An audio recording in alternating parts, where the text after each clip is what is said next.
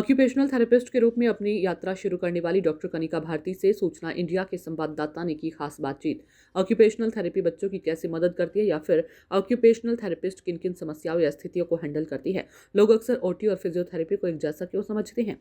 कई सवालों के साथ अहम जानकारी साझा की गई जिससे लोगों को जानकारी मिल सके। ऐसे कई घर परिवार हैं जो इस बीमारी से जूझ रहे हैं, लेकिन सटीक जानकारी न होने की वजह से उन्हें अनेकों परेशानियों का सामना करते हुए उन्हें दर दर भटकना पड़ता है। तो आइए जानते हैं कि ऑक्यूपेशनल थेरेपिस्ट डॉक्टर कनिका ने क्या कुछ कहा। ओटी और फिजियोथेरेपी में अंतर क्या है? ओटी और फिजियोथेरेपी में अंतर ये है कि जो फिजियोथेरेपिस्ट होता है ना जैसे मान लीजिए एक पैरालिसिस वाले पेशेंट है तो उसका मूवमेंट, स्ट्रेंथ और ये सारी चीज़ें तो रीगेन करवा देगा फिजियोथेरेपिस्ट। बट उसको जो उसका एबिलिटी है, जितना जो भी कर सकता है, वो चीज़ों को कैसे लेके आएगा डेली लाइफ में, उस एबिलिटी को कैसे यूज़ करेगा, ये फिजियोथेरेपिस्ट नहीं सिखाता है। पर हम ओटिस्ट उसको कैसे खाना खाना है, कपड़े कैसे पहनना है, चलना कैसे है, ये सारे पे हम लोग वर्क करेंगे कि वो हर दिन का काम करके इंडिपेंडेंट बने।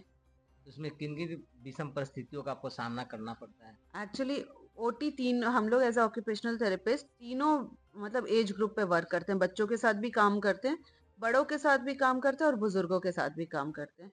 तो बच्चों में आपका ऑटिज्म आता है, डेवलपमेंटल डिले आ जाएगा, सेरेब्रल पल्सी आएगा और एडीएचडी, ऐसे जो भी बीमार प्रॉब्लम्स हैं उसके साथ काम करते हैं बच्चों में अगर आप देखो तो।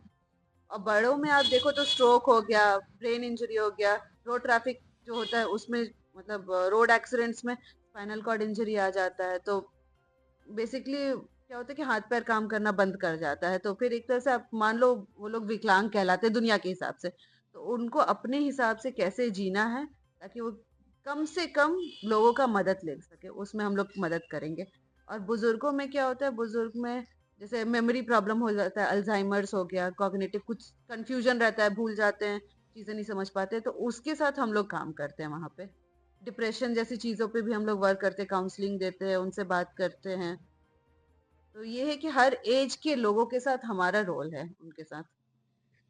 तो आप ये डॉक्टर कनिका जी से बातचीत हुई और ये ऑक्यूपेशनल थेरेपी के बारे में भी बताई और होने वाली उससे बीमारी के बारे में भी लोगों को अवगत कराया और उन्हें उपाय भी और जो थेरेपी द्वारा इलाज किया जाता है उन्हें वो भी विस्तृत से जानकारी दी। सूचना इंडिया के सभी दर्शकों को बधाई। अब आप सूचना इंडिया देख सकते हैं जियो टीवी चैनल नंबर 4053 पर भी। साथ ही सूचना इंडिया के सभी सोशल प्लेटफॉर्म इंस्टाग्राम, फेसबुक और ट्विटर से जुड़े और पाएं आपके क्षेत्र से जुड़ी हर एक खबर।